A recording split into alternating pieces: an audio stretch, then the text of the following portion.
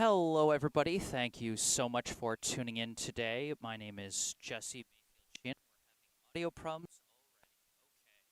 Okay, good start.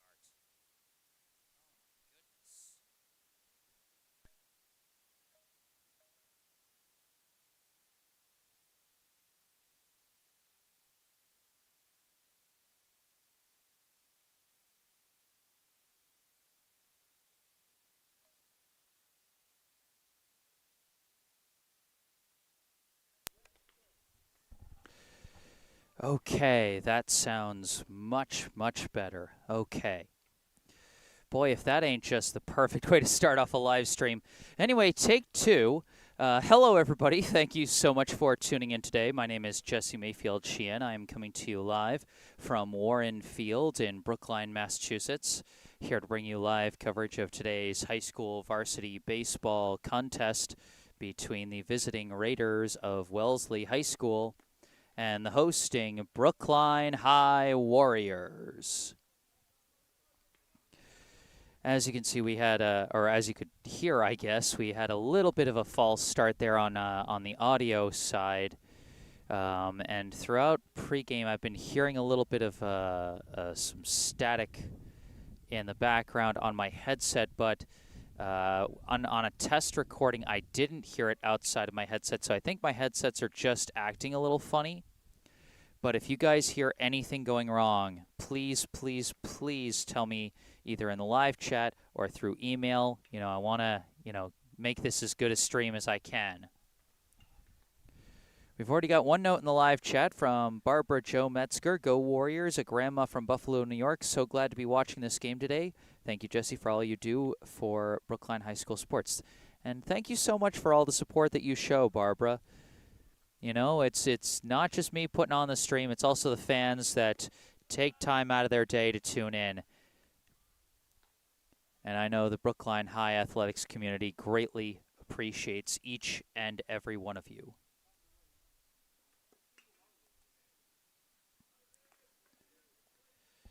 So Brookline trying to keep a rather amazing hot streak alive. They are winners of 7 straight. They're coming into this one 8-1 on the season, facing off against one of their Bay State Conference rivals in Wellesley. This is a team that Brookline has played pretty close in recent years. Last year, the two teams faced off twice, and both times it came down to the wire. The first one went to extra innings, actually had to be called due to darkness and resumed on a second day before Brookline finally won in, I think, 11 innings or something like that. And then the second time, the game was played here in Brookline, and that one was won on a walk-off single by Avery Melton in the bottom of the 7th inning. Brookline's getting ready to take the field, and so I'm going to play the intro. From Warren Field, I'm Jesse Mayfield-Sheehan, and you are watching Brookline High Baseball.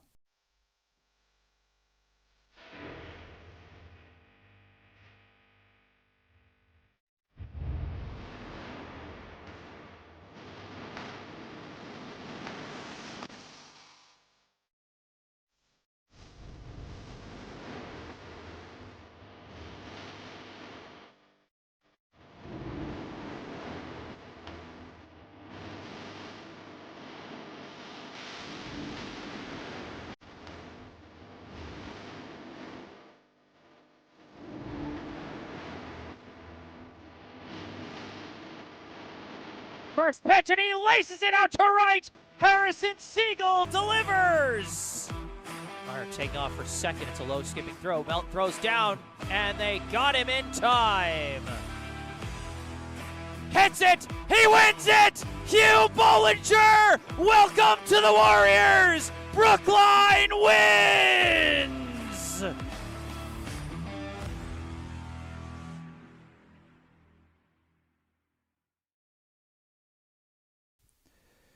All right, we're about to get this one underway here at Warren Field. Again, thank you everyone so much for tuning in, and thank you to all those contributing in the live chat right now. From Peter QB24, no buzz on my end, it's all good, and I'll tell you, I'm breathing a sigh of relief at that news, Peter. Thank you so much. And he also adds the note, go Keenan and go Brookline from Uncle Peter in Denver. Happy as always to see you tuning in, Peter. Hope you enjoy the game. And then from Mary Walker, go Brookline from Grandma in Groton, New York. So we got a few different states represented in this live chat already. Happy to see you tuning in again, Mary. Hope you enjoy the game. As the teams get ready to take the field for the top of the first, I'm going to really quickly go through the order, the starting lineup for the two teams coming in today. We'll start with the team that's going to be batting here on the top of the first inning, the visiting Wellesley High Raiders. Going first, leading off for Wellesley, the shortstop, number 2, Luke Miel. Batting second, the center fielder, number 27, Tate Banish. Batting third, the left fielder, number 3, Sam Zalosh. Batting cleanup, the designated hitter, number 9, Chase Murphy. Batting fifth, the third baseman, number 15, Charlie Carpenter. Batting sixth, the second baseman, number 14, Max Boehm. Batting seventh, the first baseman, number 28, Teddy Griswold. Batting eighth, the catcher, number 22, Cam Lynch. And batting ninth, the right fielder, number 11, Max Palladino. The starting pitcher was not quite listed for Wellesley. I think I saw that it was number 41 warming up for them, who I don't see on the roster I was given. So I'm going to be figuring things out as I go in terms of the starting pitcher for Wellesley. Head coach of the Wellesley High baseball team is Ted Novio. And now the starting lineup for the hosting Brookline High Warriors. Leading off for Brookline, the second baseman, number 5, Keenan Sawada. Batting second, the center fielder, number 14, Harrison Siegel. Batting third, the first baseman, number 9, Elias Brendel. Batting cleanup, the shortstop, number 13, Felix Hom. Batting fifth, the catcher, number 17, Avery Melton. Batting sixth, the third baseman, number 21, Hugh Bollinger. Batting seventh, the designated hitter, number 23, Jonathan Mazzara. Batting eighth, the right fielder, number 11, Nico Hart.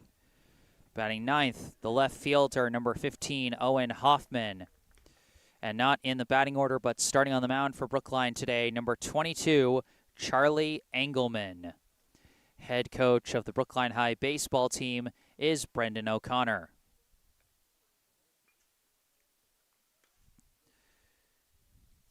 So as the Brookline starting pitcher comes out onto the mound for his pregame warm-ups, let's take a look at the stats so far this season for Charlie Engelman, number 22. He's made 3 pitching appearances so far this season. All of them starts, as he is tied for the team lead in starts. Also tied for the team lead in wins with a 2-0 record. He's pitched 14.2 innings through his previous 3 appearances, and amongst all pitchers with at least 10 innings pitched this season, he leads the team in ERA with 0.95 as his ERA, and leads in WHIP with a WHIP of 1.09. He's got 11 strikeouts so far this season, and Engelman has been a force for Brookline this season. Coming off a game last week against Sharon, where he threw a complete game shutout, the first complete game shutout thrown by a Warriors pitcher since Aiden Chin in the first round of the state tournament in 2021, back when Engelman and his fellow senior classmates were just freshmen. Before that, Engelman had a very dominant outing against Needham. So his last 2 appearances have gone very well, and Brookline hoping he can keep that momentum going here against the Raiders. As Brookline trying to extend their win streak to 8 games in a row, trying to bring their win total for the season up to 9. More notes in the live chat from Peter and Diane Barry. Go Brookline from Avery's grandmother in Bradenton, Florida. All right, we got 3 different states represented in the live chat. We got 2 live chatters from New York, one from New York State, that is, 1 from Denver, Colorado, and now 1 from Bradenton, Florida.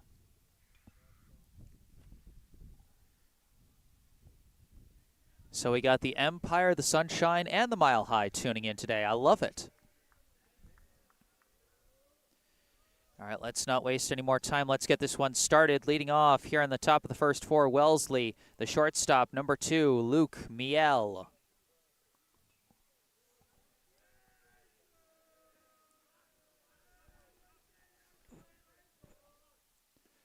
First pitch hits the zone, strike 1.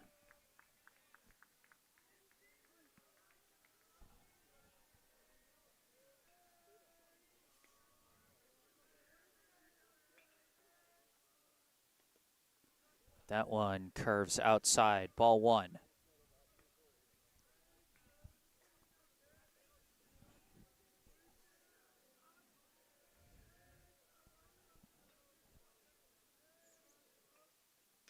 This one lifted out to right center on his horses. Harrison Siegel, he dropped the ball.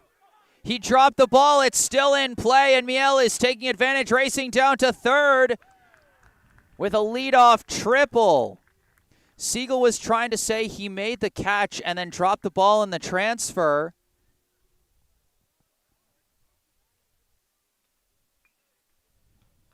But, I mean, with the umpires in the infield, they're not going to be able to see that.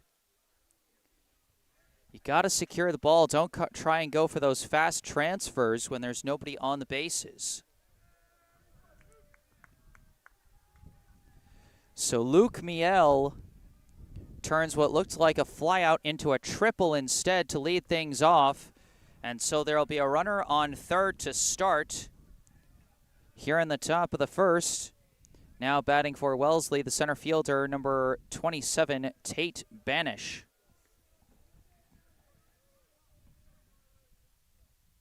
Chases that one low for strike 1.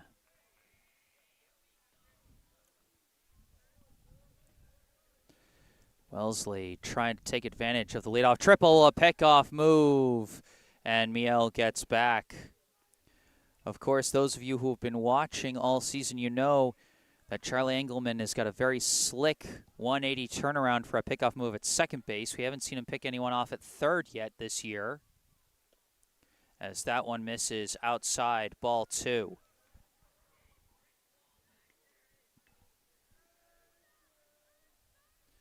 Two and 1, the count to Banish.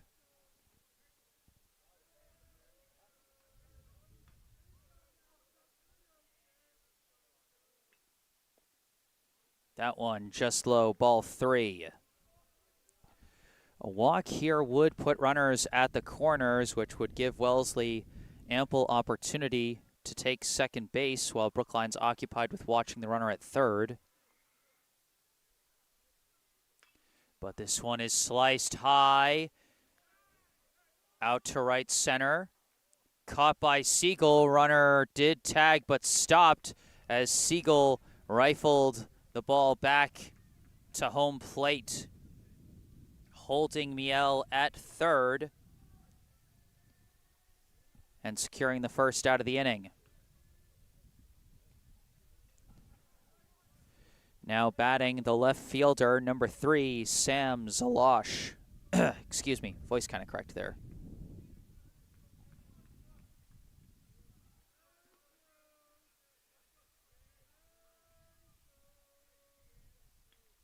First pitch, Zalosh hits a hard grounder, snagged by Keenan Sawada at second, throws to first for out number 2, but that will bring in Miel for the game's first run.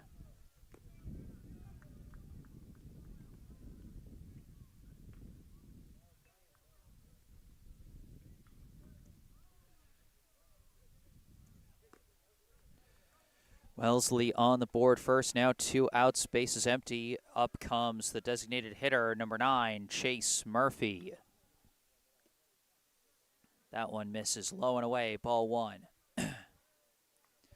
Yeah, once you get a runner on third, if you can just put the ball in play, in most circumstances, that runner is going to come home, as that one hits the zone for strike one.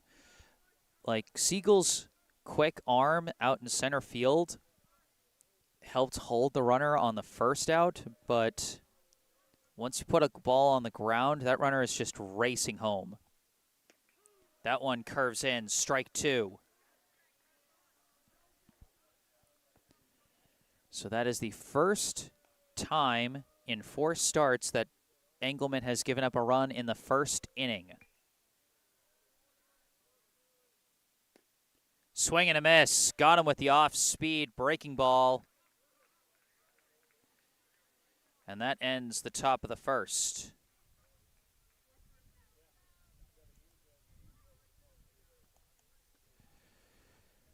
So Wellesley gets on the board in the top of the first inning. They put Brookline immediately in catch-up mode.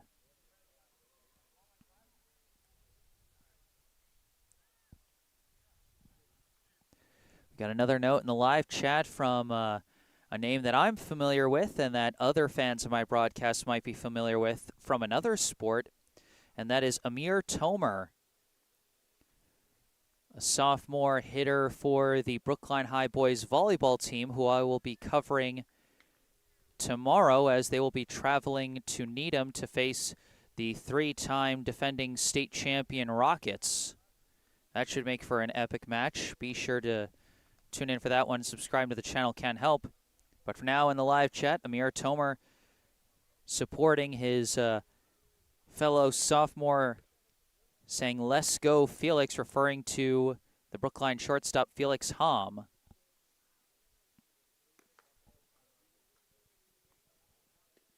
Starting on the mound for Wellesley is number 4, Ryan McCausland.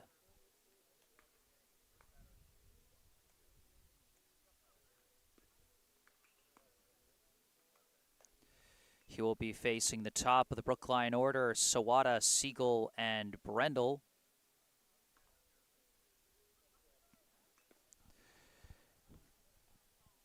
Again, folks, if you hear anything weird going on with the audio, I'm like almost 100% sure my headset's just playing tricks with me, and like if I don't tighten the right ear of my headset perfectly, it sounds like my audio is cutting out a little bit. I'm almost 100% sure that's just my headset playing tricks on me. But if it's not, and you legitimately hear a problem with the audio, please speak up and say something in the live chat.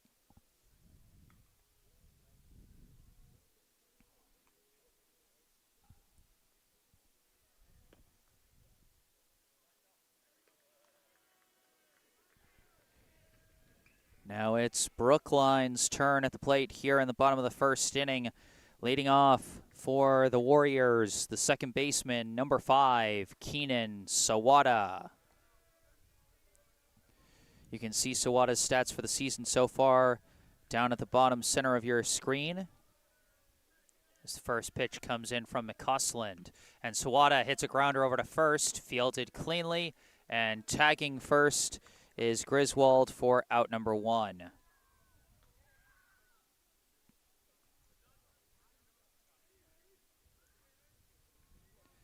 One pitch, 1 out for McCausland, and now up for Brookline, the center fielder, number 14, Harrison Siegel.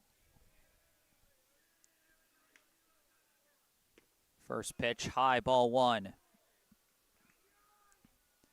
Siegel having a monster season so far, leads the team in every slash line category, batting average .458, on-base percentage .639, slugging percentage .500, and he skies this one high out to center field. It's being tracked by Banish, and he's got it near the wall for out number 2.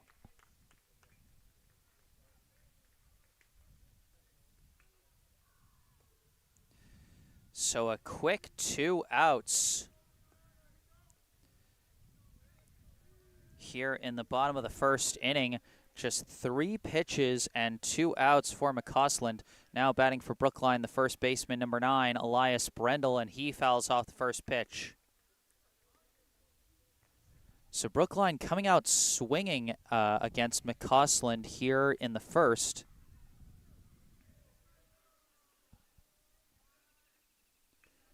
That one comes in way high, though. Ball one.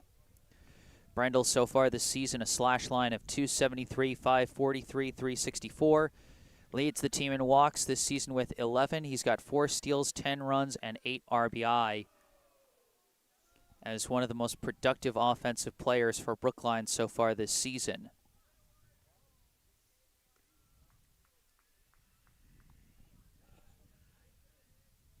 And that one is way high. McCausland having a little trouble controlling his pitches with these past 3. They've all been sailing way high.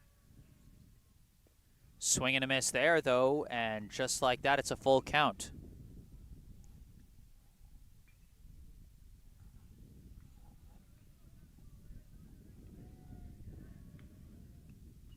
And Brendel fouls it off, stays alive with a full count.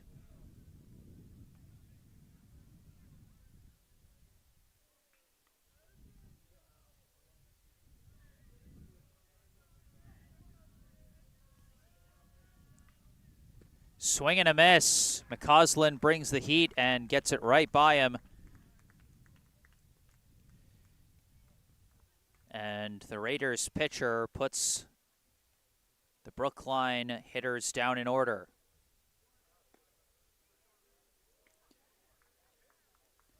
At the end of 1, the score, Wellesley 1, Brookline 0.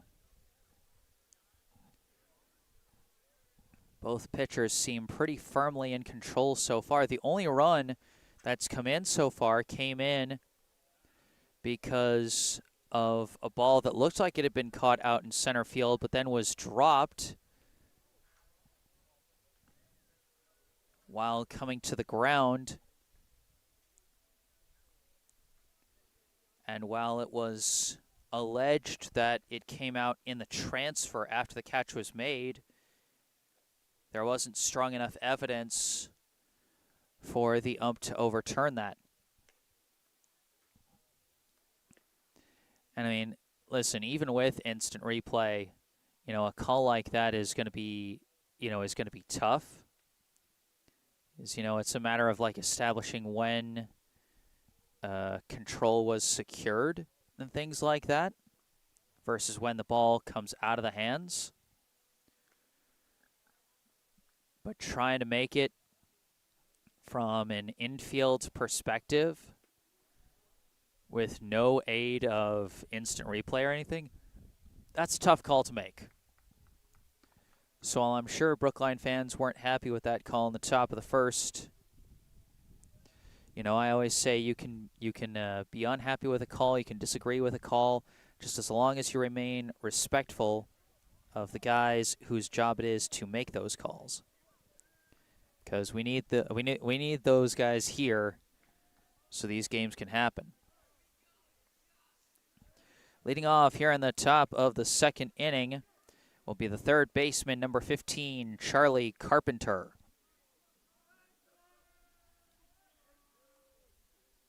First pitch, he lifts it out to left center. Siegel under it easily for out number 1.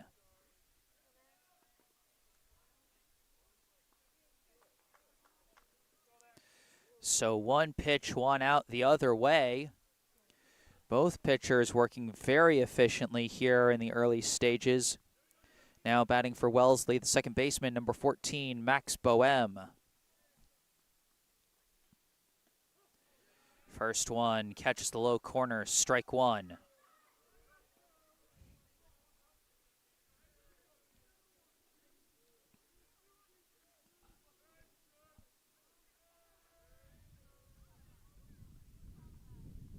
That one is low, ball 1.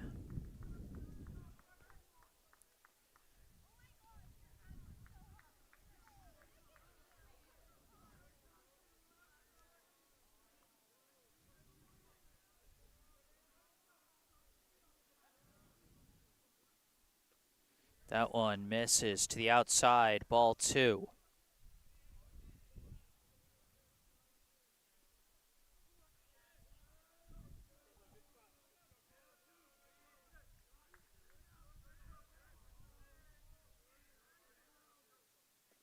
That one misses, low and away, ball 3.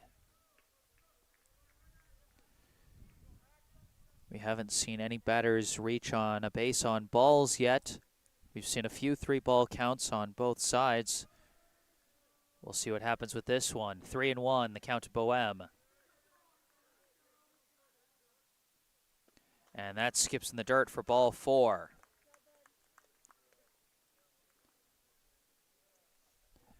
A 1-out walk for Boehm. Now up comes the first baseman, number 28, Teddy Griswold.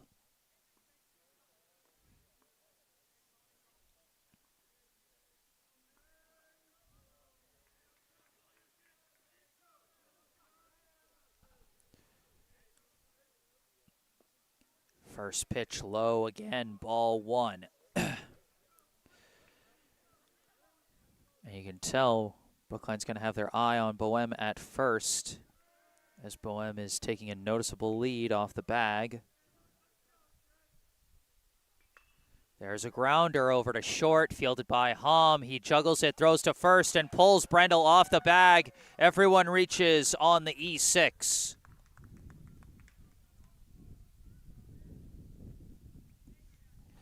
That grounder was taking kind of a weird hop, which is why I understand Hom playing a little more cautiously when fielding it, but that not only eliminated the play at second, it might have forced a rushed throw to first, resulting in the error. So now 2 runners on with 1 down. Up comes the catcher, number 22, Cam Lynch. That one in the zone, strike 1.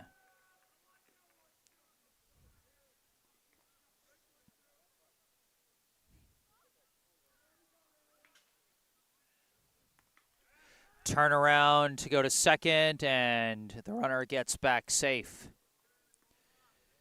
Like I said, Engelman's got a strong turnaround move for the potential pickoff throw. And so Boehm, the lead runner, is going to have to look out for that.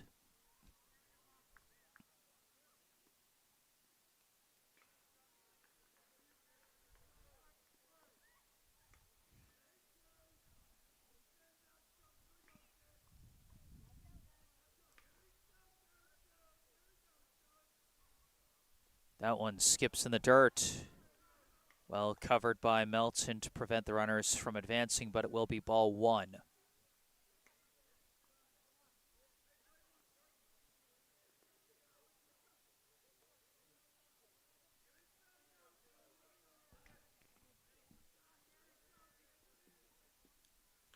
This one is hit. It's a dribbler right in front of the plate, but it does roll foul.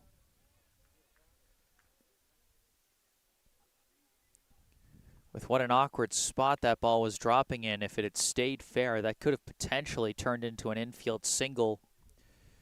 So Melton smartly let it bounce foul. 1-2, the count to Lynch.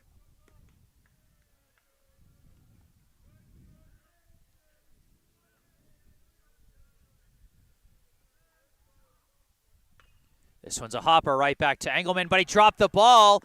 Picks it up, throws to first, and just barely gets Lynch at first. The Brookline players coming out rather clumsy here, but Engelman, I think he got a little overexcited and was thinking double play, but then dropped the ball in the transfer and was forced to just get the batter at first. 2 down, but runners at second and third. Now up the right fielder, number 11, Max Palladino. First one high, ball 1.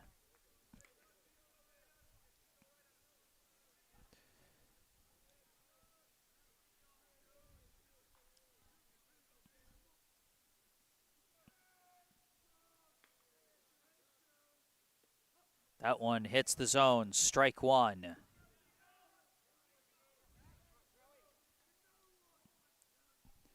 Boehm at third, Griswold at second. 2 down here in the top of the second. That one hits the outside corner, strike 2.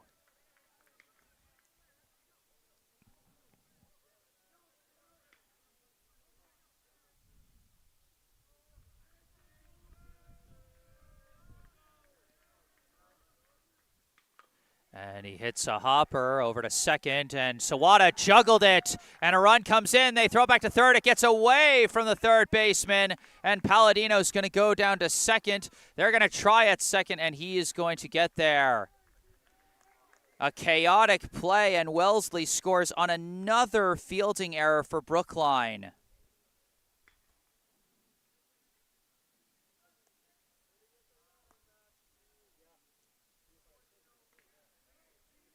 Boehm comes in to score. It's a 2-0 lead for Wellesley. And they got a meeting at the mound of the infielders. And, you know, usually when you see one of those meetings, it's to settle down the pitcher. But I think the infielders honestly need a little more settling down, as they've had several opportunities to end this inning with no score. And yet, here we persist. Second and third still with 2 down, as that one comes low and in for ball 1. As we cycle to the top of the order with the shortstop, number 2, Luke Miel.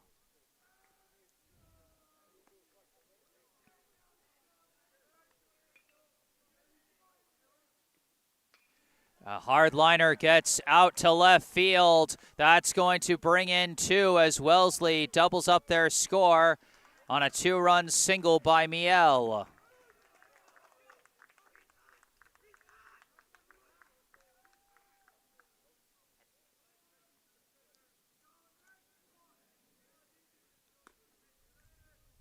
Griswold and Palladino both in to score. On the 2-run hit by Miel, now up the center fielder, number 27, Tate Banish.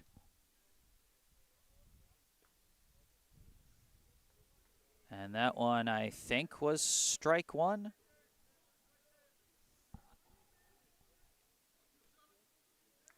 Banish, his last time up, he flew out to center. Miel taking off for second. That one's in there for a strike, and almost got Miel at second, but he just barely beat the throw. Took a bit of a risk coming in, standing up, but he does steal. My mistake, it's 1-1 the count.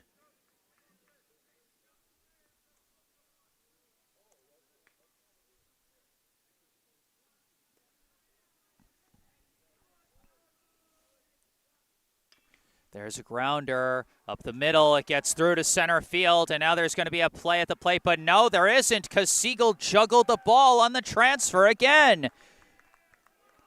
Is that ball soaked in butter? What's happening?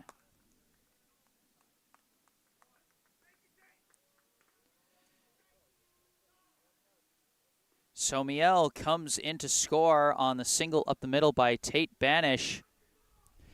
And Siegel, who's usually got a strong arm out in center field, I thought there was going to be a play at the plate, but he juggled the ball on the transfer. And so Miel scores uncontested. 5-0 the Wellesley lead. Runner taking off for second already, and they're just going to let him take it. Banish down to second. He got a very good jump on that one, as that one was also low and away for ball 1. To the left fielder, number 3, Sam Zalosh. Zalosh got an RBI ground out his last time up. Swing and a miss there, strike 1.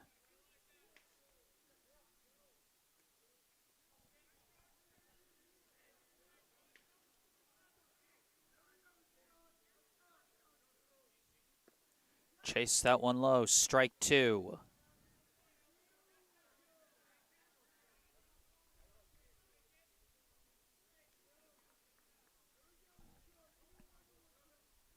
Runner taking off for third, as that's going to be a low ball 2, and they're going to let Banish take third uncontested. They're just focusing on the run, on the batter rather, and ignoring the runner for now. 2-2 the count. Misses outside, ball 3. Full count to Zalosh.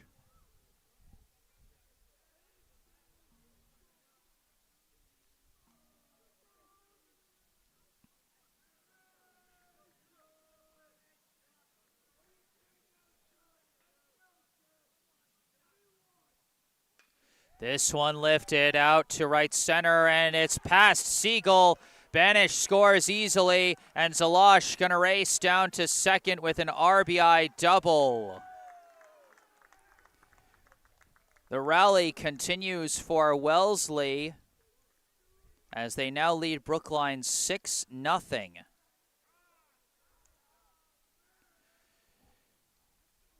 And boy, what a bad start this has been for Brookline. And what's got to be extra frustrating for Engelman is that this inning could have ended at about 6 different points. You know, you have a grounder that could have potentially turned into an inning-ending double play, or at least the second out, but everyone reaches safely on an E6. You have a grounder back to Engelman himself. He gets a little too excited, drops the ball on the transfer, and can't make an inning-ending double play, just gets the second out. Then a fielding error at second allows the inning to continue and a run to come in. Miel got really the first well-hit ball of the inning with that 2-run single. And then 2 more hits from Banish and Zalosh keep the damage going. Although included in there is what could have been a throw to the plate to try and get a runner out to end the inning. But again, the ball was juggled on the transfer.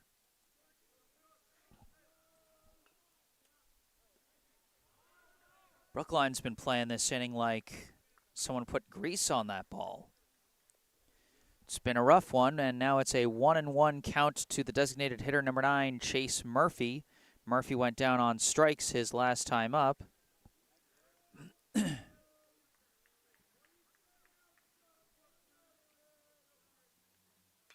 This one's a grounder over to Hom at short, picks it up clean, throws to first, and it misses. Another run is going to come in on a Brookline error as Murphy races down to second, reaching on the E6.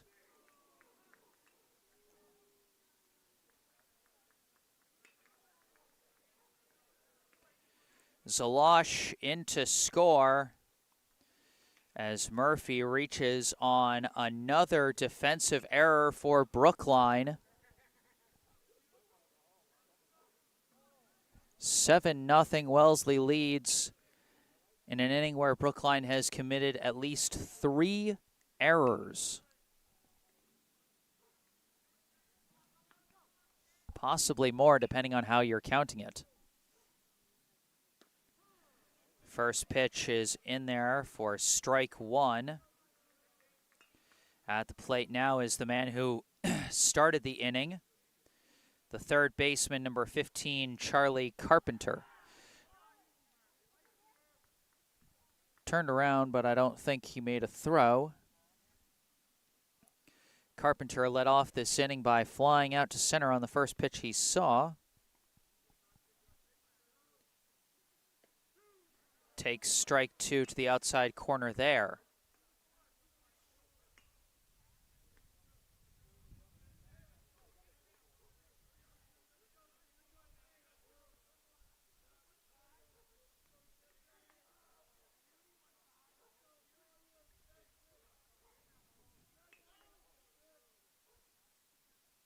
And he gets him on strikes. The inning finally comes to an end for the Brookline defense after what was really a catastrophic outing as Brookline caught a really bad case of the dropsies that inning. We move to the bottom of the second with Wellesley leading 7-0.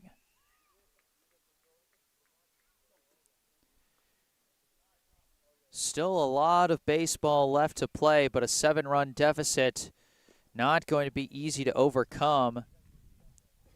And if McCausland's first inning against the Brookline Bats is any indication, he is not a pitcher that's going to surrender those runs easily.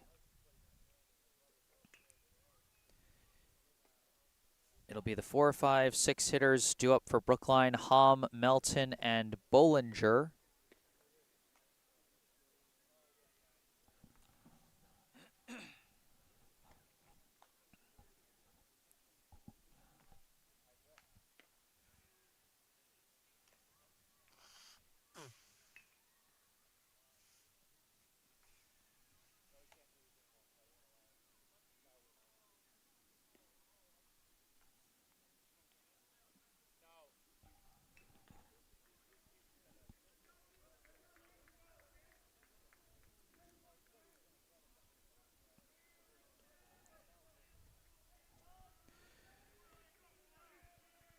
We start the bottom of the second, leading off for Brookline, the shortstop, number 13, Felix Hom. First pitch high, ball one. Hom so far this season, a slash line of 233, 343, 233. 4 steals, 5 runs, and 8 RBI as he hits a dribbler up the third base side, fielded by Carpenter, thrown to first for out number 1.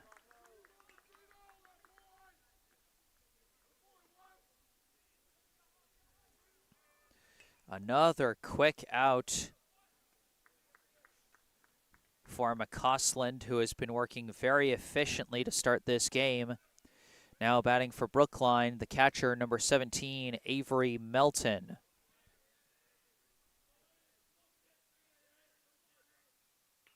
First pitch in the dirt, ball one. Melton, as you can see, he's been one of Brookline's most consistent hitters this season.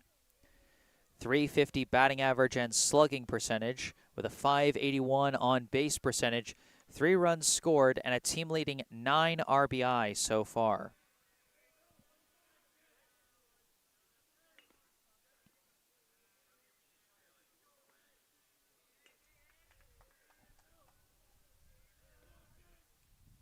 That one is high for ball 2.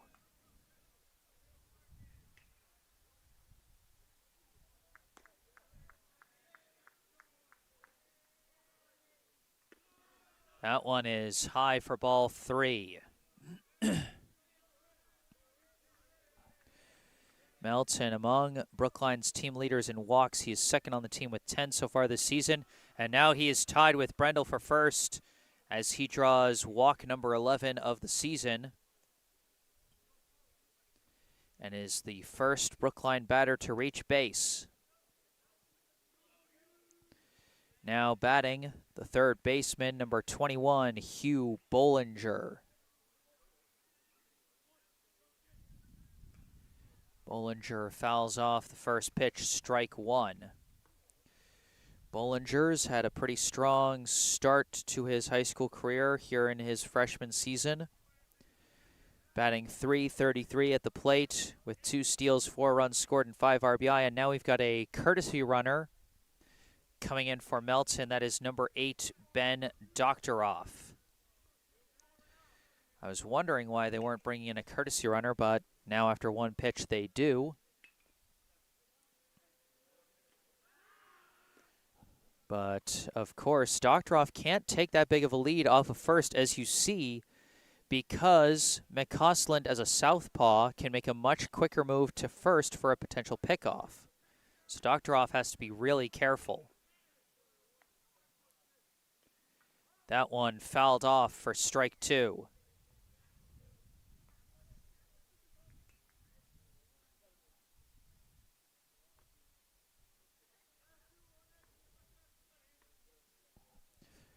Oh, and 2, the count to Bollinger.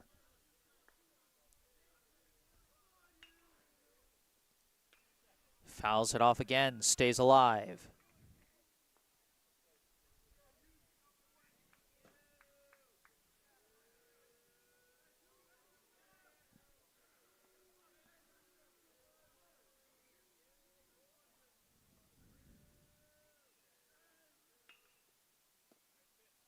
That one just misses outside, ball 1.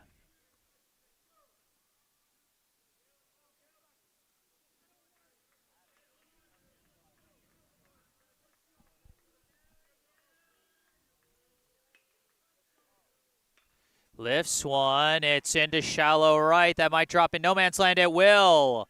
Hugh Bollinger with a bloop single out to right. And Brookline's got 2 runners on. Now batting the designated hitter, number 23, Jonathan Mazzara.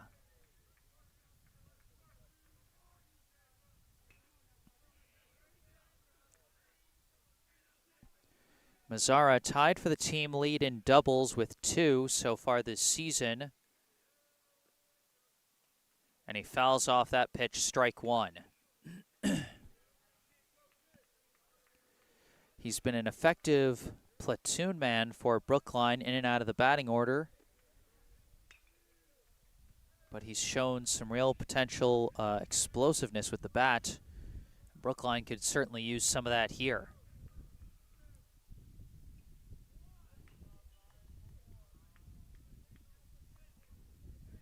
I think they called that one. No, they called that one a strike. It hit Mazzara's bat on a check swing foul. Strike 2.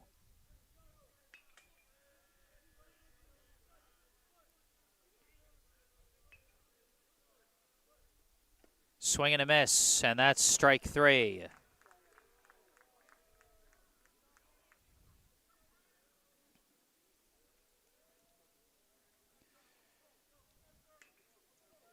So 2 down. Runners at first and second. Now up comes the right fielder, number 11, Nico Hart. Turnaround, throw back to second. Doctoroff gets back. Kind of a tough situation for Brookline. A lefty against a lefty here. Hart so far this season 2 for 8 with a run scored and an RBI. That one hits the zone for strike 1.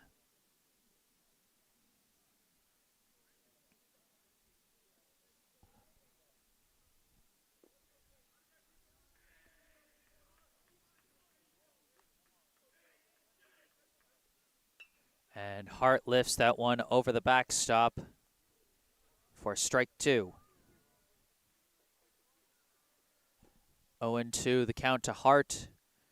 Doctoroff at second, Bollinger at first. 2 down here in the bottom of the second inning.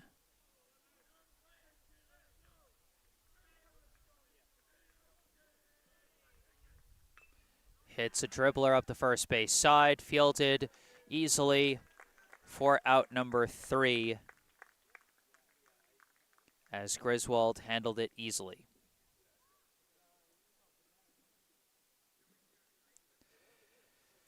So Brookline gets a couple runners on, but leaves them stranded. At the end of 2, our score, the Wellesley High Raiders 7, the Brookline High Warriors 0.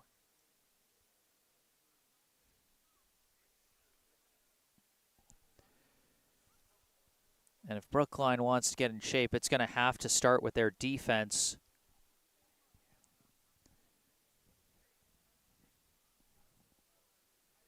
Because things were thoroughly out of whack for the Brookline fielders in the top of the second inning. And they definitely want to bounce back, as they're going to be bouncing back with a relief pitcher as Engelman's day ends after 2 innings. Not many earned runs, but many runs given up.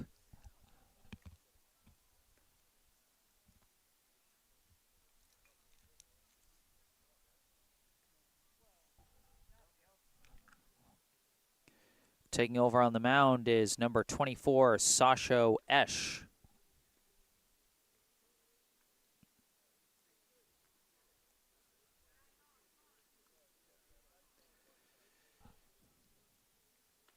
Esch has made 2 previous relief appearances that have amounted to 2 shutout innings with a whip of 1.00 and 2 strikeouts.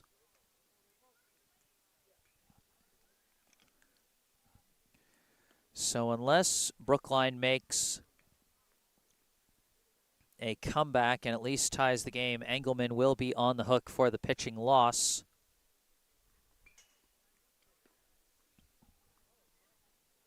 And it's really tough because with 7 runs allowed, only 1 of them is going to be earned, and that run will only be earned if it was determined that Miel got a triple and not a reach on error with the first at bat at the top of the first. You know, that's one that I'm going to go back and double check.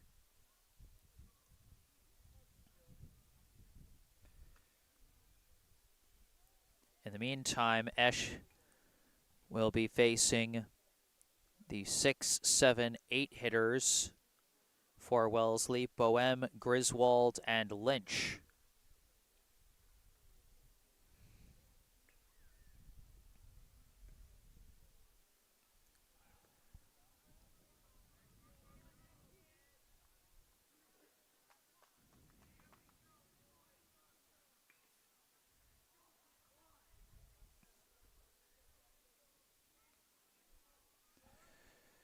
Leading off for the Raiders here in the top of the third, the second baseman, number 14, Max Boehm.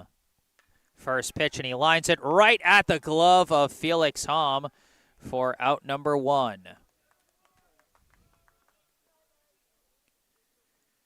Boy, I almost didn't turn my camera quickly enough on that one. But a nice catch made by Hamm at short for the first out. Now batting, the first baseman, number 28, Teddy Griswold. First pitch in the zone, strike 1. Griswold, his last time up, reached on an E6, later came in to score. Hits a hard grounder, and that's through the left gap for a clean single as Griswold reaches first again.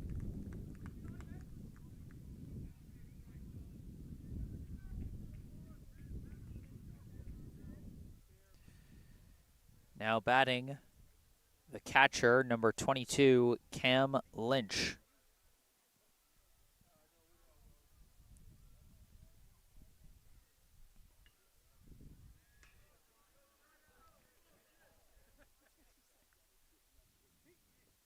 That one low and gets away from Melton as Griswold barely slides in safe to reach on the wild pitch.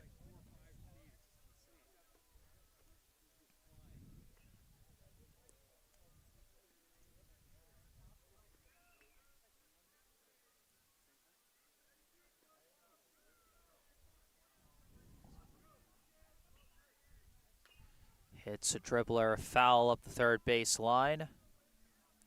Strike 1. Lynch, his last time up, grounded out into a 1-3 ground out. As Esch takes a break off the mound.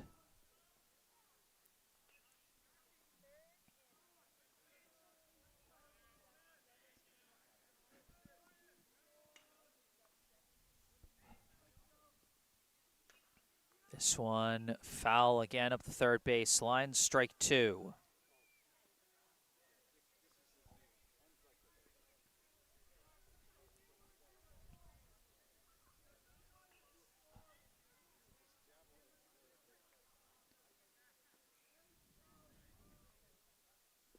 That one bounces in the dirt, ball 2.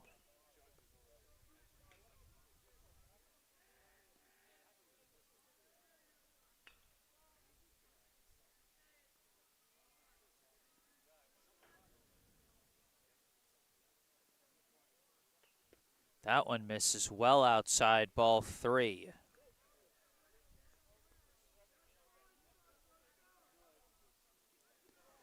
So a full count now to Lynch,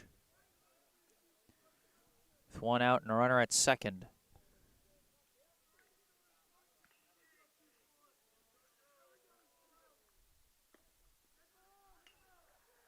That hit him. Would have been ball 4 anyway, but Lynch is going to trot down to first on a hit by pitch.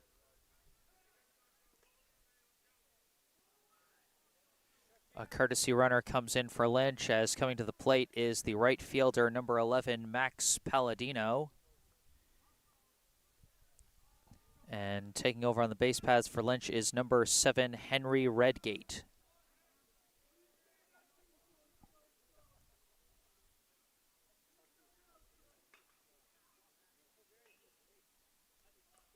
And it's a bunt set down the third baseline, foul.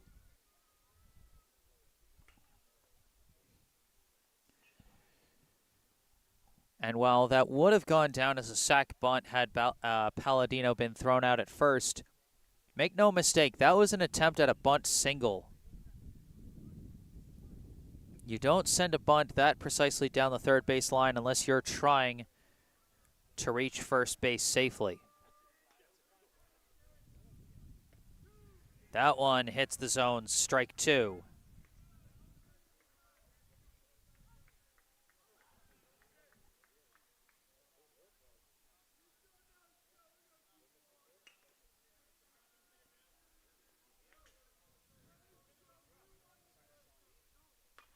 This one is lifted out to right center. Siegel on his horse, and he's got it for out number 2.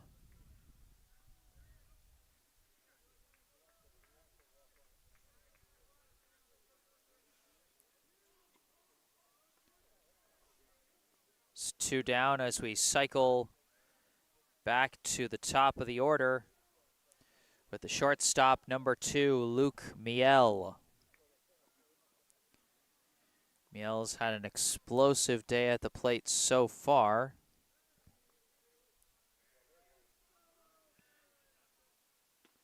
This takes that one high for ball 1.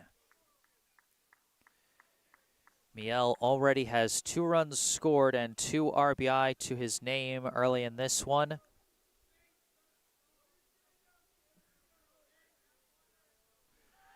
Esch turned around, but nobody was covering second, so he didn't even bother with the throw.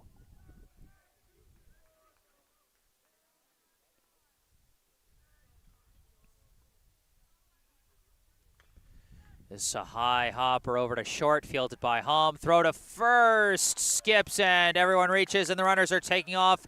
Throw to home is not going to be in time. Another run scored on a fielding error. Wellesley makes it an 8-0 lead as Miel reaches on the E6, and Griswold comes in to score.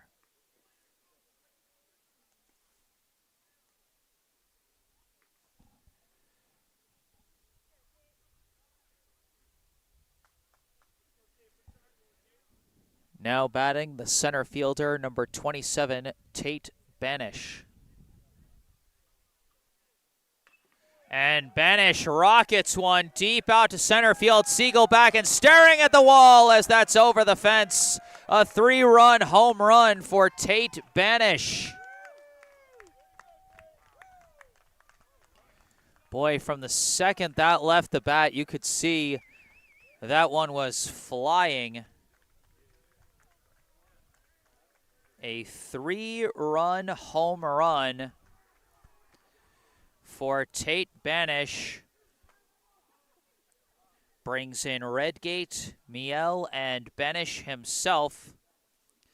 And it is now a double-digit lead for the Raiders here in the 3rd inning.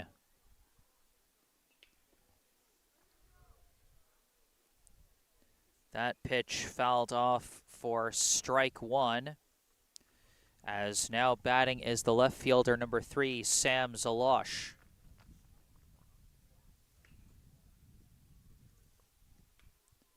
That one fouled off as well, strike 2.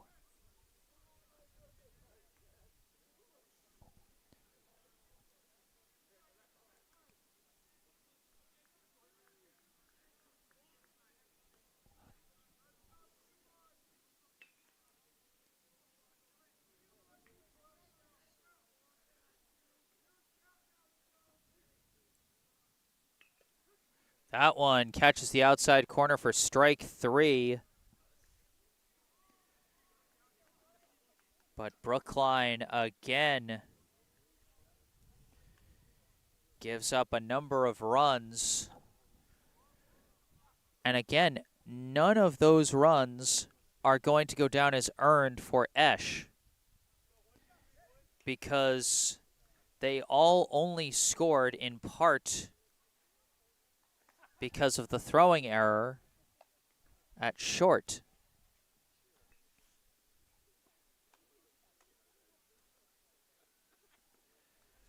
But that doesn't take away from how impressive that 3-run blast over the center field wall was by Tate Banish.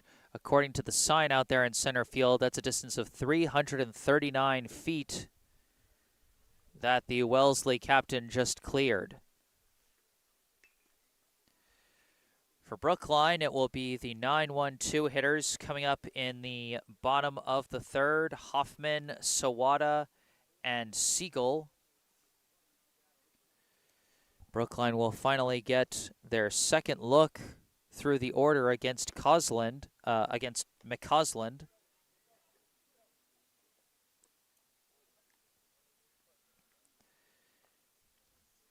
but now trailing by 11 runs. And important to remember, the mercy rule in the MIAA is 10 runs in 5 innings. If a team is leading by 10 runs or more at the end of 5 innings, the game will end without going the full 7 innings. We saw this play out in Brookline's favor last week against Cambridge Ringe as they took the win 14-4 in 5 innings. But now we could see it going the other way. Leading off for Brookline is the left fielder, number 15, Owen Hoffman, as he takes ball 1. Hoffman, as you can see, he's had a very weird statistical season this year,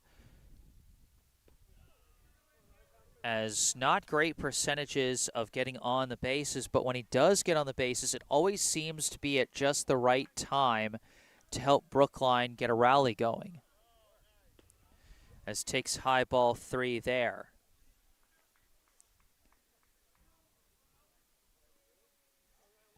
I mean, Hoffman's batting average is last on the team, but he is 3rd on the team in runs scored as he takes strike 1 there.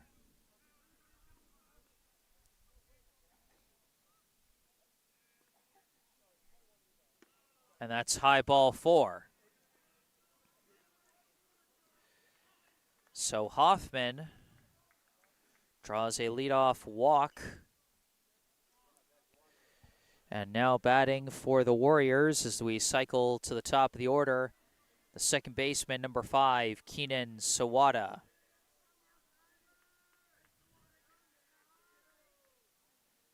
First pitch is low for ball 1. Sawada, his last time up, he grounded out to first on the first pitch he saw. Now staring down a 1-0 count. Pickoff move, and Hoffman dives back safely.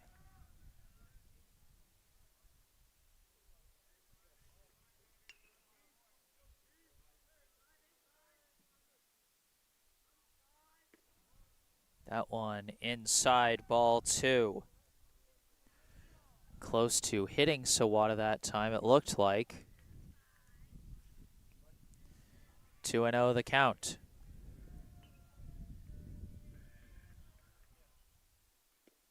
That one catches the zone, strike 1.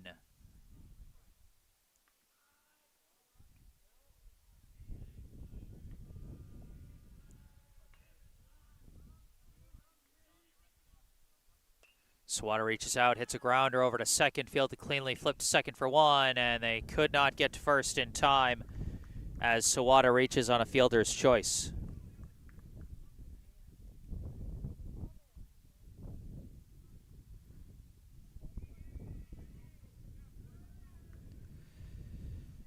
Runner at first, 1 out, now up the center fielder, number 14, Harrison Siegel.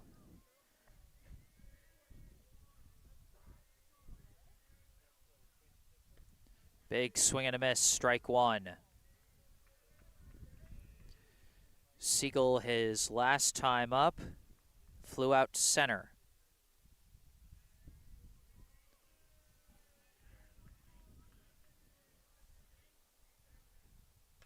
And Siegel lifts one out to left, and it's caught by Zalosh for out number 2.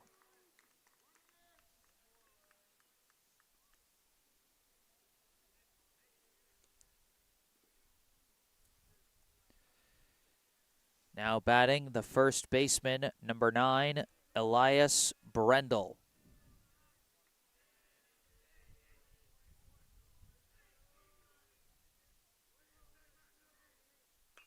Brendel lifts one out to right, and it's chased down by Palladino for out number 3.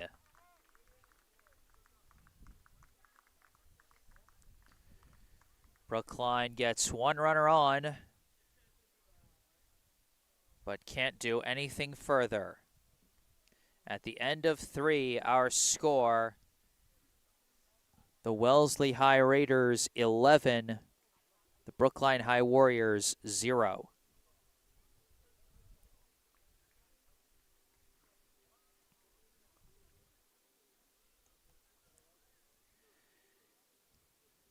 It'll be the 4, 5, 6 hitters, Murphy, Carpenter, and Boehm, due up in the top of the fourth for Wellesley as Esch returns to the mound for another inning of relief work.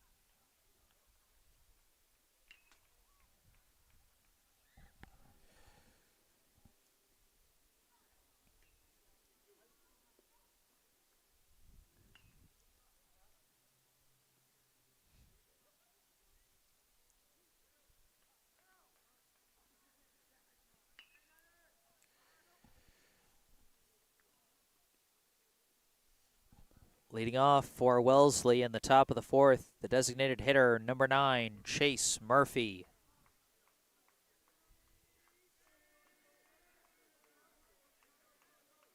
Murphy, so far today, he has struck out and reached on an E6. Takes the first pitch inside, ball 1.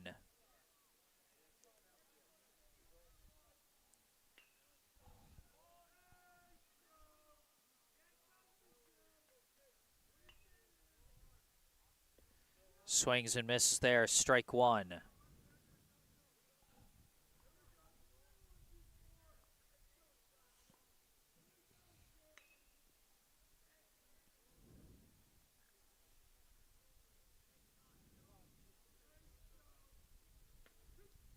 That's strike 2.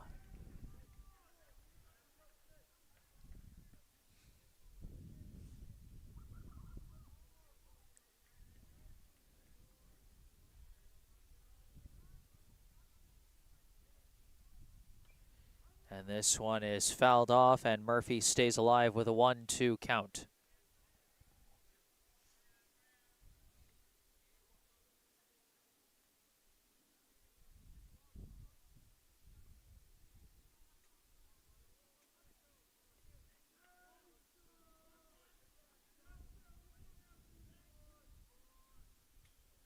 And he lines one out to left. And Murphy gets a clean single this time to lead off the top of the fourth.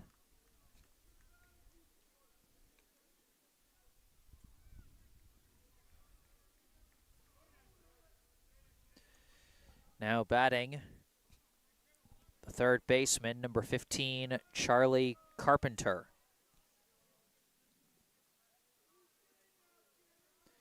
Carpenter 0 for 2 so far today with a fly out to center and a strikeout as they go for the pickoff move at first, and Murphy dives back safely.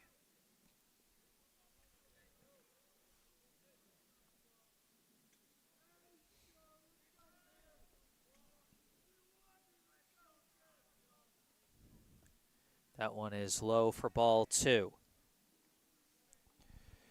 Carpenter got both the first and third outs of the top of the second inning in what was a very explosive inning for the Raiders. As that time he goes around, strike 1.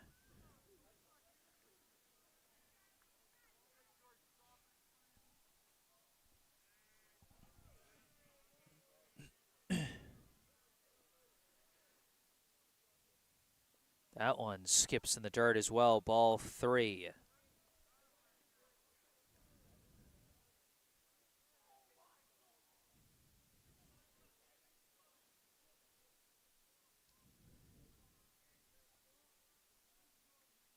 Swing and a miss, strike 2.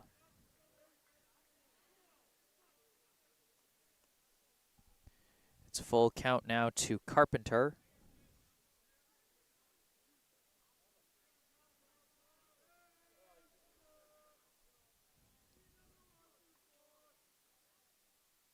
Swing and a miss, strike three. Throw down to first, gets away.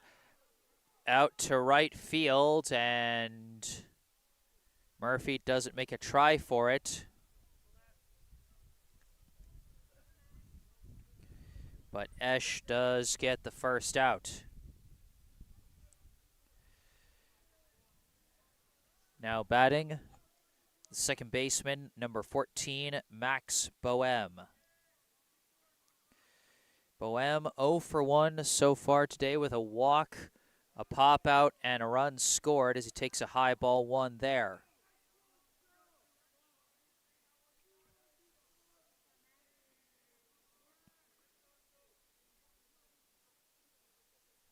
Boehm actually the only Wellesley batter who's drawn a walk so far today, as he takes ball two there. The only other free pass was a hit-by pitch on Lynch. This one lined out to left. That drops in front of Hoffman, and that's going to be a single for Boehm.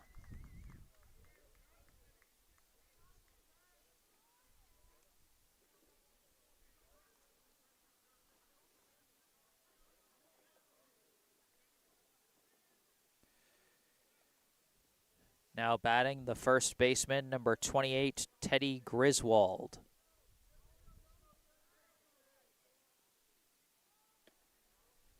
Takes a high ball one there. Griswold so far today, 1 for 2 with a single, a reach on error, and 2 runs scored. Takes ball two low and away.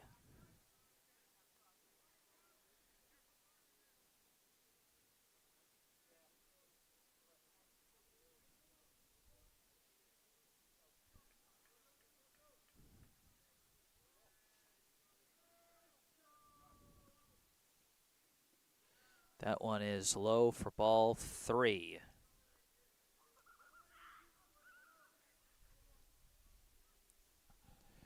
Three and 0, the count to Griswold. 1 out. Runners at first and second.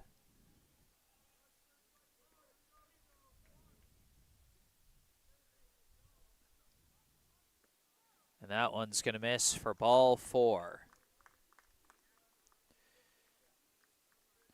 Griswold draws the walk to load the bases. And now batting the catcher, number 22, Cam Lynch.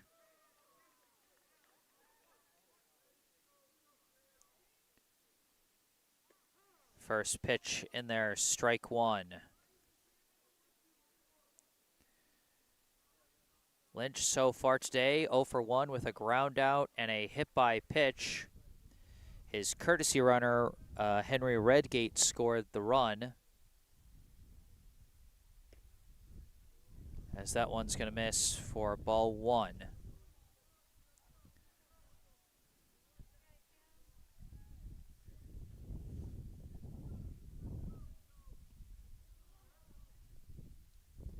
Gets him to chase low for strike two. 1 and 2, the count to Lynch.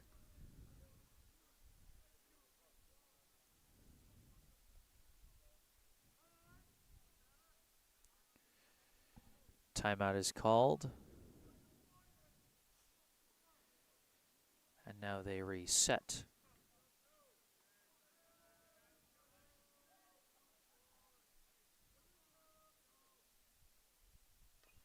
Hits a dribbler up the third base line, foul.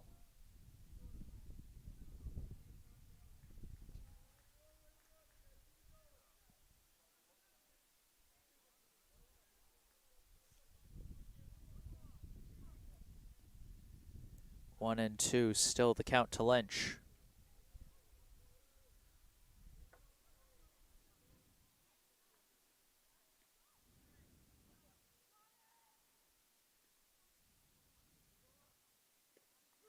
That one catches the high corner for strike three.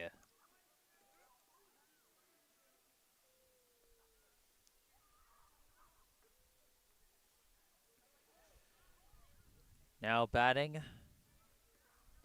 the right fielder, number 11, Max Palladino.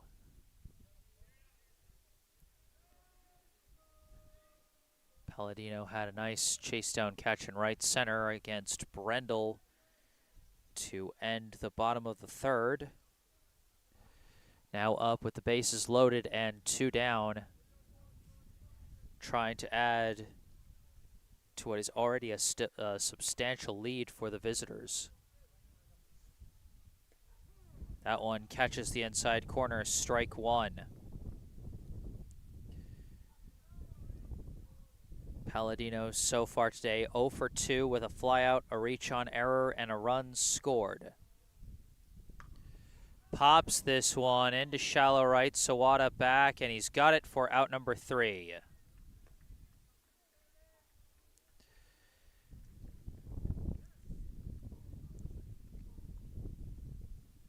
So Brookline finally able to keep Wellesley off the board in an inning after giving up 1 in the first, 6 in the second, and 4 in the third. They give up none in the fourth. Score still 11-0 Wellesley. At this time, in the middle of the fourth inning, I'd like to take a moment to direct your attention to a helpful link in the description section of this video, a link where you can donate to the At Bat for Brookline Booster Club if you want to support the Brookline High baseball program financially. Again, check that out in the description section down below.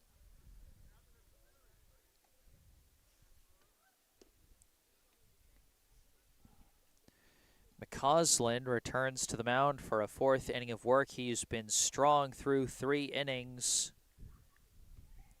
Allowed just 2 hits and, 1 hit and 2 walks, as he will be facing the 4, 5, 6 hitters, Hom, Melton, and Bollinger.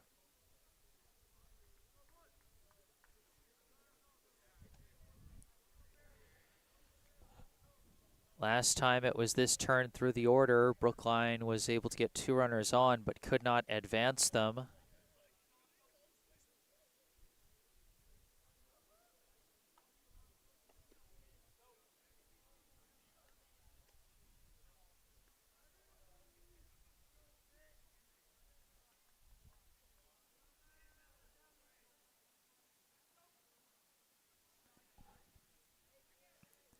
Leading off for Brookline in the bottom of the 4th, the shortstop, number 13, Felix Hom. First one hits the zone, strike 1. Hom grounded out to third to lead off the bottom of the 2nd inning. Takes high ball 1 there.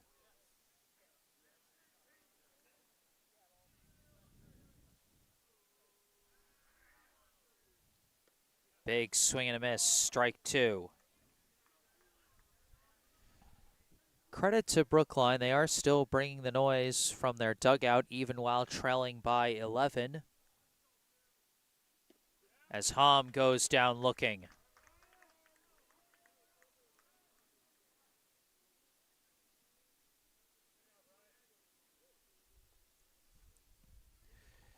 Now batting, the catcher, number 17, Avery Melton. Melton, his last time up, he walked. His courtesy runner, Ben Doctoroff, made it as far as second base, but no further. No swing on that one. Melton manages to check, and it's a high ball 1.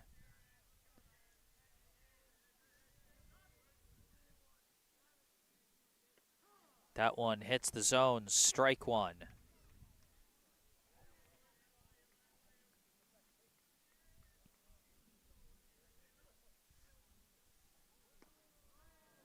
That one's going to miss, ball 2.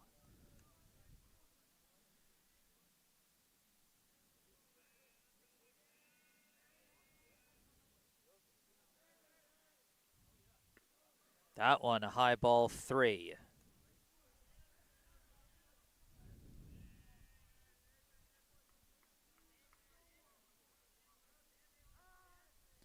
Timeout called.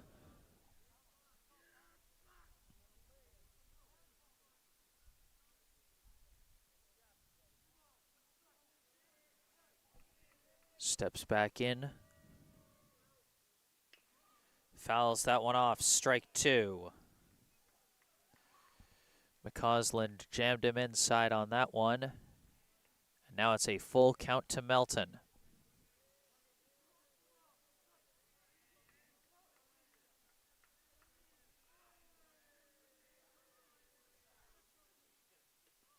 That one's going to miss. Ball four.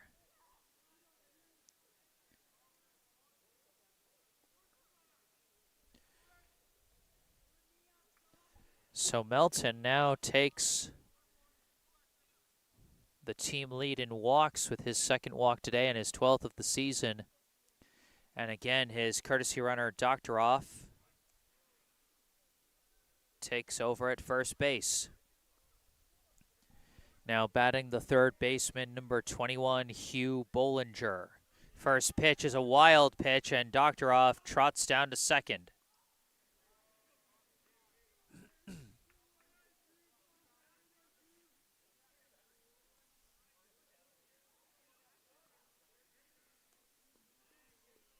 Bollinger, his last time up, got a single to shallow right. Now he lifts one high this time, out to center. Banish is back to make the catch for out number two.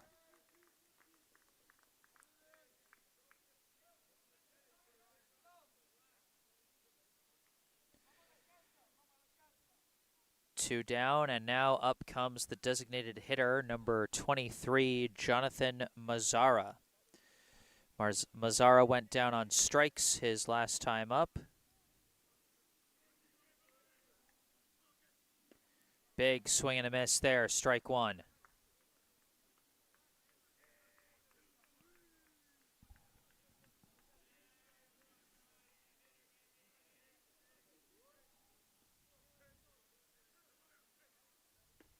That one's going to be high for ball one. Excuse me. 1-1, the count, two down, runner at second. Chase that one low, strike two.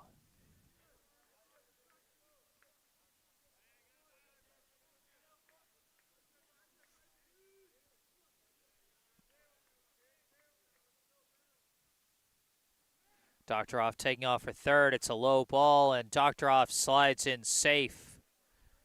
Despite a slightly awkward steal, he does take third. The first runner to reach third for Brookline as they try and get a run on the board. 2-2, the count to Mazzara. And that's going to be a high ball three.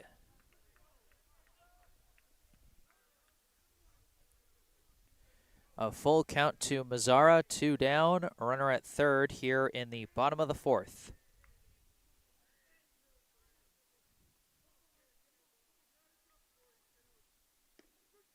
Catches the inside corner, and Mazzara is down on strikes.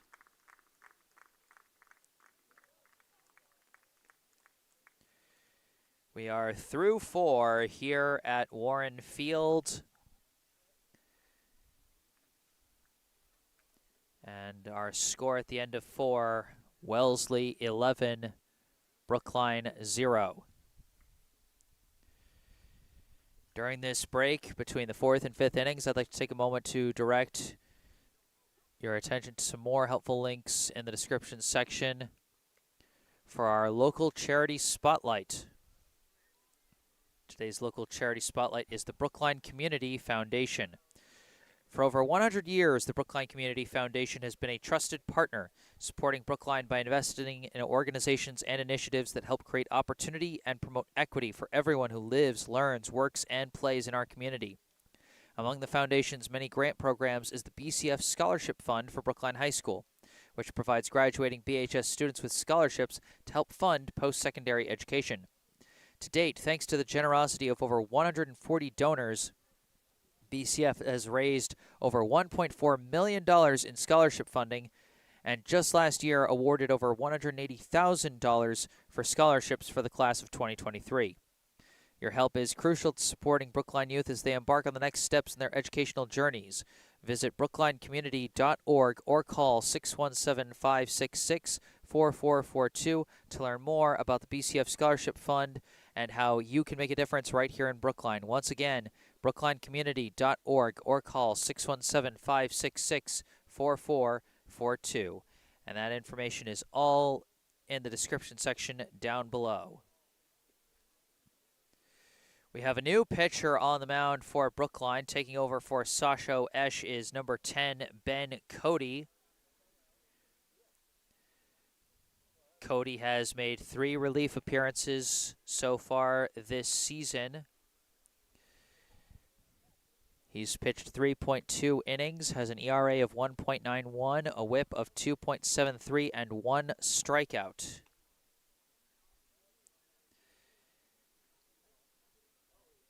Takes over here for Esch.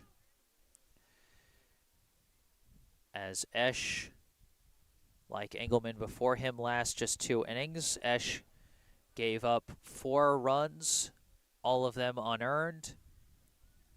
It's been such a rough day for Brookline defensively that even with the high number of runs allowed, the ERA of their pitchers isn't going to be that deeply affected. Just because most, if not all, of those runs will technically go down as unearned. It's the top of the order coming up here in the top of the 5th for Wellesley. First up, the shortstop, number 2, Luke Miel. First pitch from Cody skips in the dirt for ball 1.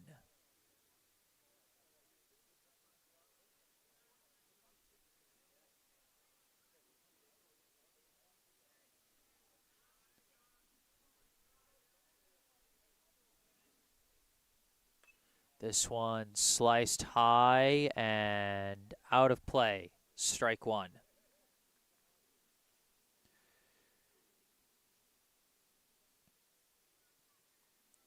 Miel so far today, he had that either a triple or E8.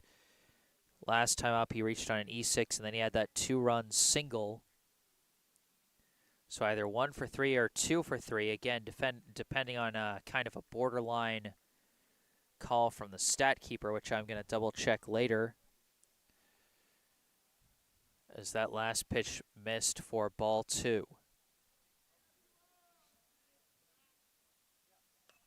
This one chopped high in foul territory again. Brendel trying to track it. He gets it for out number 1.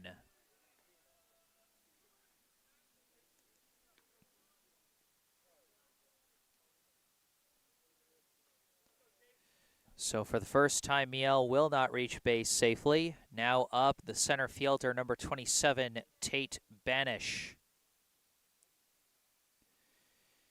Banish has already had an explosive day at the plate today, with the most explosive hit of the game so far being, of course, his 3-run homer over the center field fence.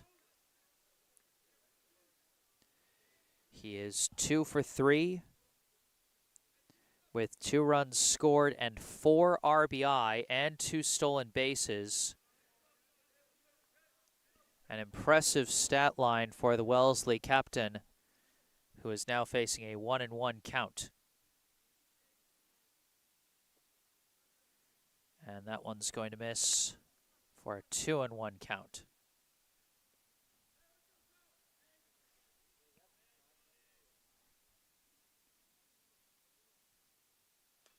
Hard grounder skips over the head of Bollinger into left field, and Banish gonna make it 2. Tate Banish now just a triple away from the cycle as he gets a 1-out double.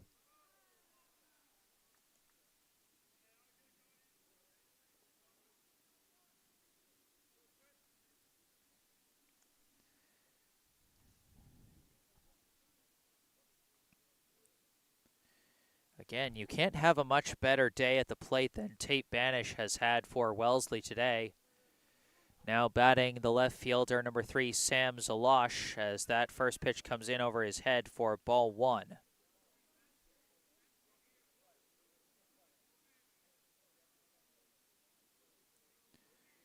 Zalosh 1 for 3 with a double, a run scored, and 2 RBI as he lifts this one out to right. And it's going to drop in.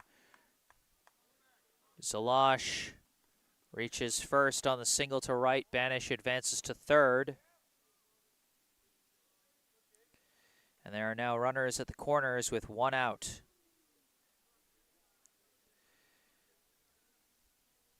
Now batting the designated hitter, number 9, Chase Murphy.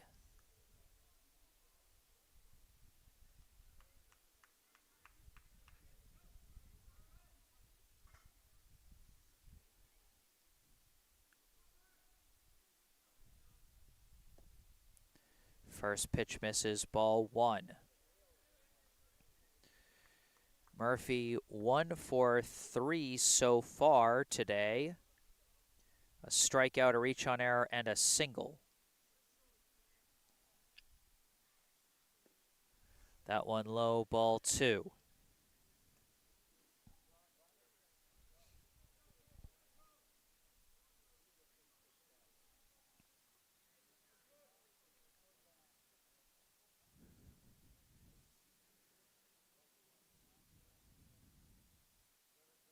That one almost got away from Melton there, but it'll simply be ball 3.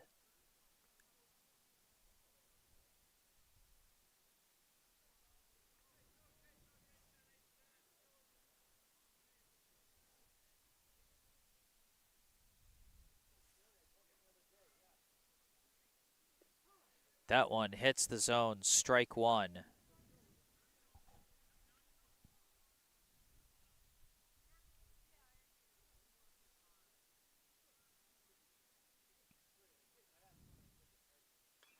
This one is going to be lifted foul and out of play down the left field side for strike 2, and that was a very loud clang off of something out of play that that brought out an ooh from the players in the dugout. Payoff pitch now, and that's going to skip in the dirt for ball 4.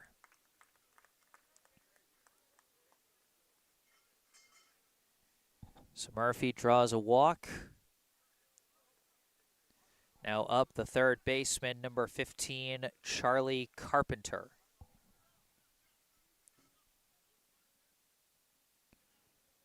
Carpenter 0 for 3 so far today with a flyout and 2 strikeouts.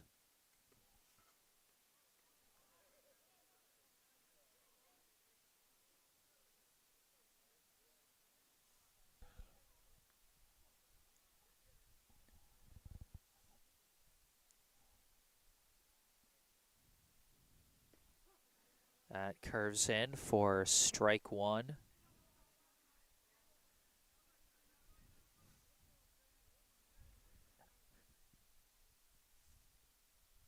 Oh, that hits him. And it's a bases loaded hit by pitch for Charlie Carpenter. And that is going to bring in Banish and make it 12-0.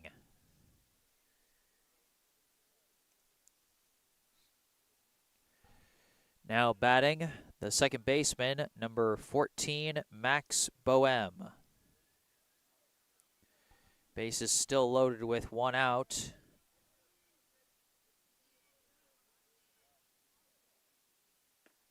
And that one almost hit Boehm, but instead high and inside for ball 1.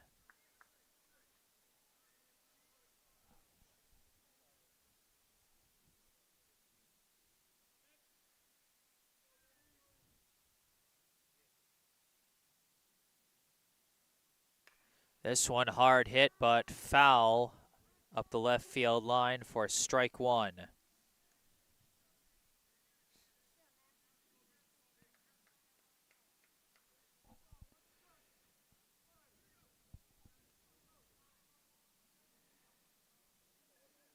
Boehm 1 for 2 so far today with a single, a pop out, and a walk.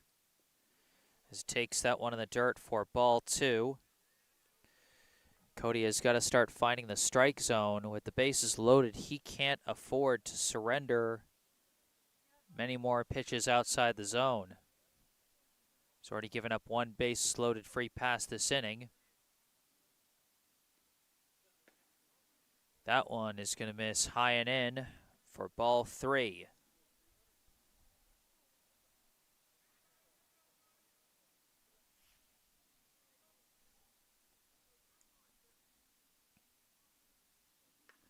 This one sliced high. If it stays in play, off the top of the fence. Brendel was trying to reach his glove up to make that play, but could not get his glove high enough. It'll be a full count to Boehm.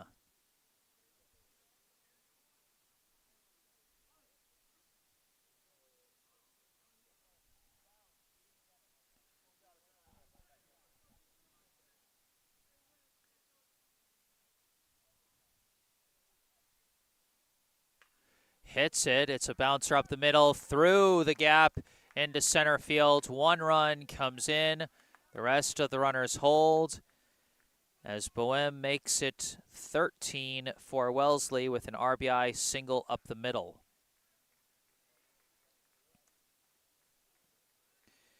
And to score on that play was Zalosh. And now a meeting at the mound for Brookline. They might be going to their 4th pitcher of the day. Looks like they will be.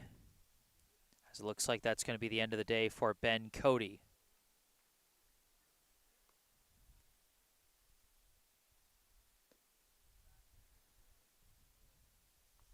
A rough outing for Cody. Lasts a third of an inning. Gives up 2 earned runs. And leaves 3 inherited runners for the next pitcher. And that next pitcher is going to be number 18, Ben Rosenblatt. This is Rosenblatt's first pitching appearance of the 2024 season. He made 2 relief appearances last year in 2023. Pitched 3 2/3 innings with an ERA of 1.91, a whip of 2.18, and 2 strikeouts.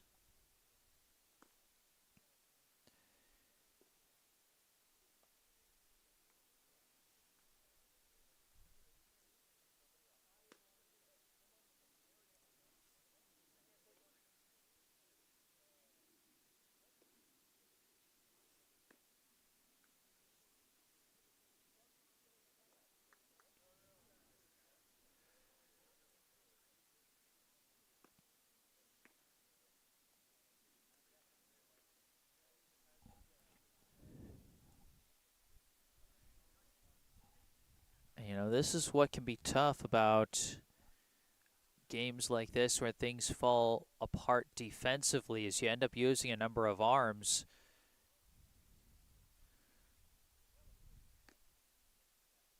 You know, aside from Engelman, you know, not too many of the more frequently used arms being brought in for Brookline.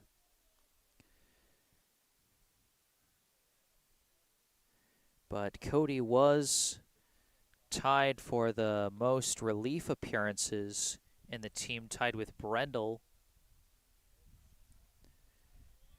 And Esch wasn't far behind. So Brookline really digging deep into their bullpen for this one. Now up the first baseman, number 28, Teddy Griswold. First pitch, and Griswold lifts it high into shallow left. And it is caught by Hoffman for out number 2 as all the runners hold. So 1 pitch, 1 out, exactly what you want when you bring in a reliever like Rosenblatt. Now up, bases still loaded, 2 down, is the catcher, number 22, Cam Lynch.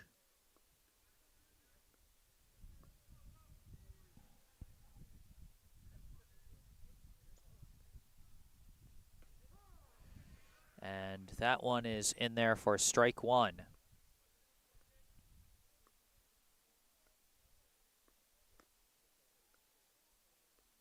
Lynch 0 for 2 so far today with a hit-by pitch.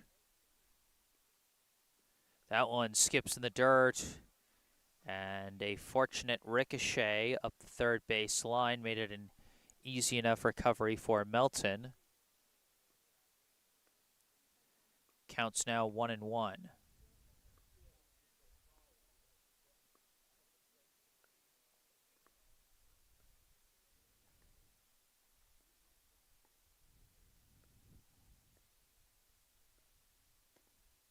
And this one lasered out to left center.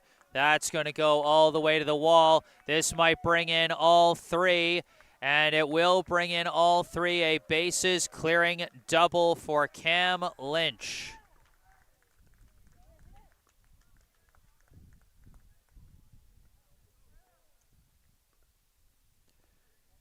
Murphy, Carpenter, and Boehm all come in to score.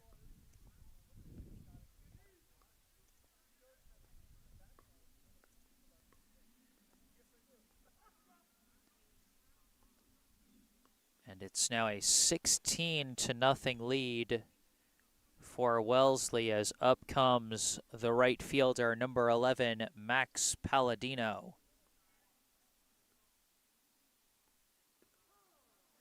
That one in there, strike 1.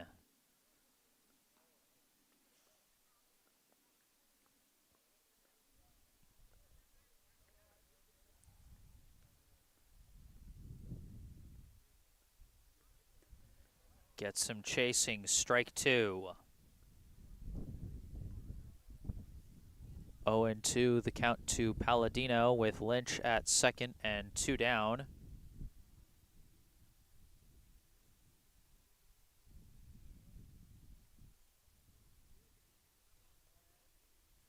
Rosenblatt goes for the pickoff, and they actually got him.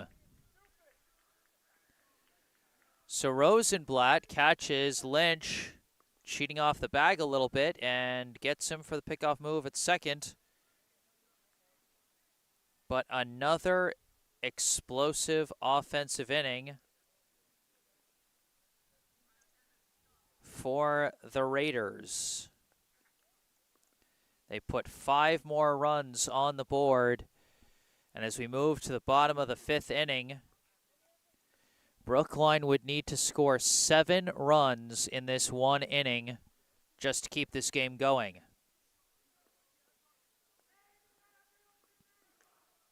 It'll be the 8-9-1 hitters coming up for the Warriors, Hart, Hoffman, and Sawada. And we're actually having a pitching change for Wellesley.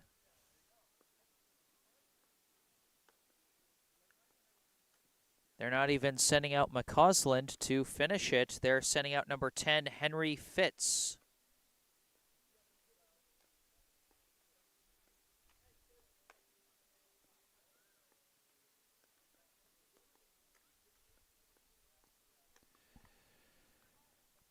So Fitz brought in to wrap things up here in the bottom of the 5th. Again, all they need to do is hold Brookline to less than 7 runs in this inning.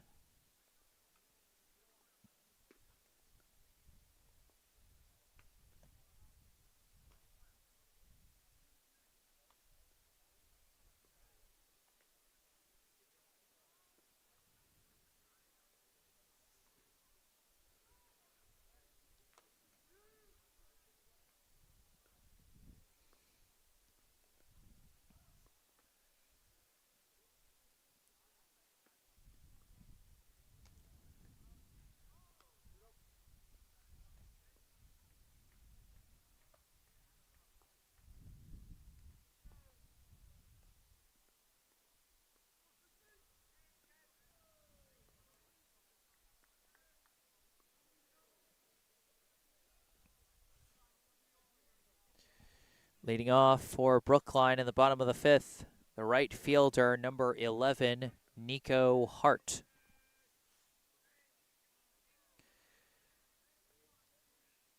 Hart, his last time up, grounded out to first as he takes ball one there.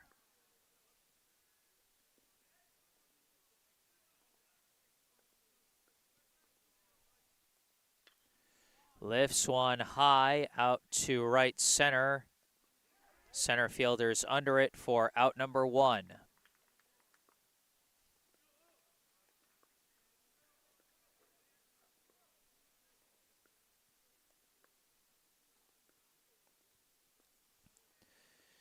Now batting the left fielder, number 15, Owen Hoffman.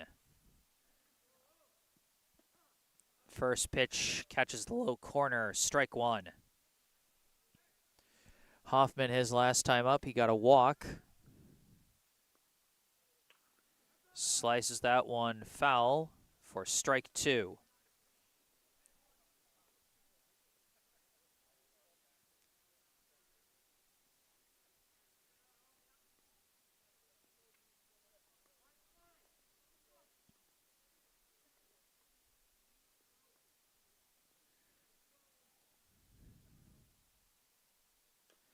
And Hoffman, a delayed swing, hits a dribbler back to the pitcher. Fitz picks it up, throws to first. Not in time, and Hoffman reaches on what is either going to be an infield single or an E1.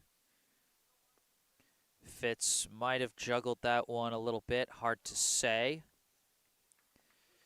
But either way, Brookline has a runner at first as they cycle back to the top of the order for the second baseman, number 5, Keenan Sawada.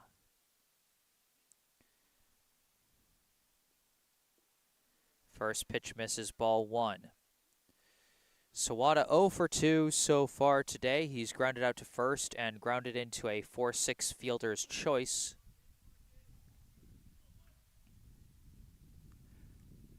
And that one very nearly hit him, but instead ball two.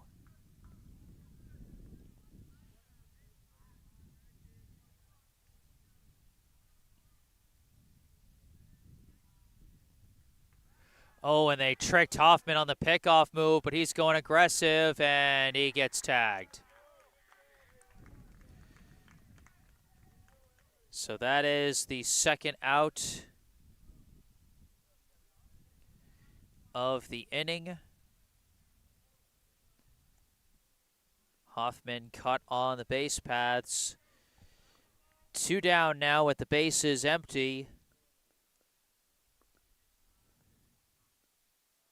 As that one skips in the dirt for ball 3.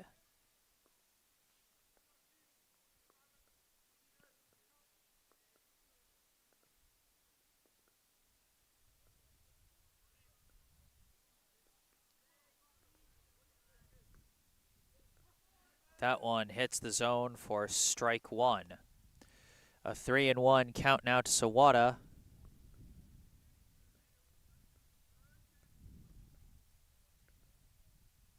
And that's going to be ball 4.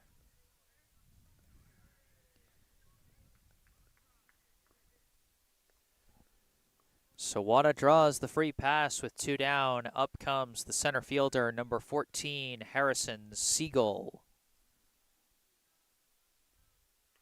First pitch, he hits a dribbler. That's going to roll fair up the first base line, and they throw to first. And that is going to be your ball game. It ends on a 2-3 ground out of all things. And that will be your final. In 5 innings, the final score, the Wellesley High Raiders 16, the Brookline High Warriors 0.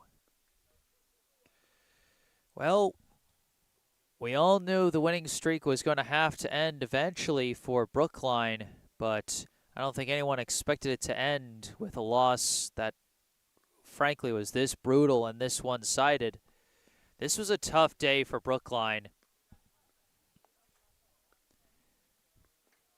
And honestly, after a day like this where just about everything that could have gone wrong did go wrong, You know, you might just say to the players, hey, just have the memory of a goldfish with that one. Just forget that one and move on to the next. But, you know, for as many mistakes as Brookline might have committed, you can't take anything away from what the Wellesley Raiders did in this game today. A strong defensive effort for a 5-inning shutout led by starting pitcher Ryan McCausland. And a sensational day at the plate. Yes, aided by some fielding errors from Brookline's side, but you still had a number of explosive hits. Whether it was the bases clearing double by Cam Lynch or the 2-run single from Luke Miele or the biggest hit of the day, that 3-run homer by Tate Banish.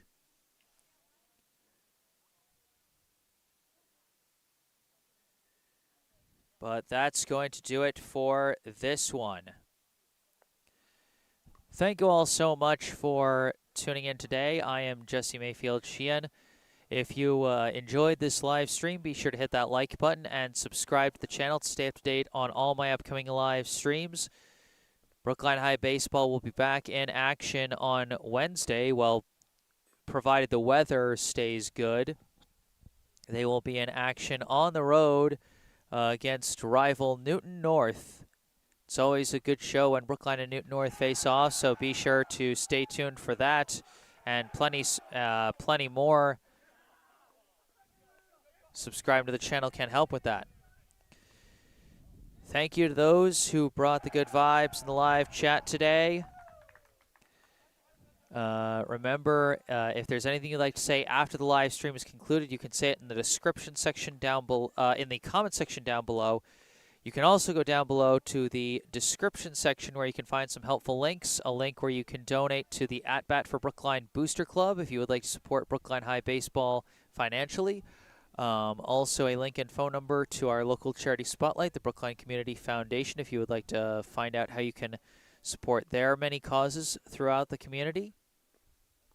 And beneath that, you can find some links that are related to me that you can also find in the bottom right corner of your screen. My personal website, jessesports.com, where you can find out more about me, the freelance sports broadcasting services that I provide to various teams, and how you can commission those services for your favorite team. Or if you want to skip past all that, you can email me directly with any questions or requests you may have, and you can also follow me on Instagram, where I sometimes post highlights from previous live streams. But for this live stream, that will about do it. We got one last note in the live chat from Bill Weems, Wellesley fan here. Thanks for the great video and play-by-play. Thank you very much for the kind words, Bill. Hats off to your team, to the Wellesley High Raiders. They played a great game today. No question about that. The final score in 5 innings, Wellesley 16, Brookline 0. From Warren Field in Brookline, Massachusetts, I am Jesse Mayfield-Sheehan. Thank you all for watching, and have a good night.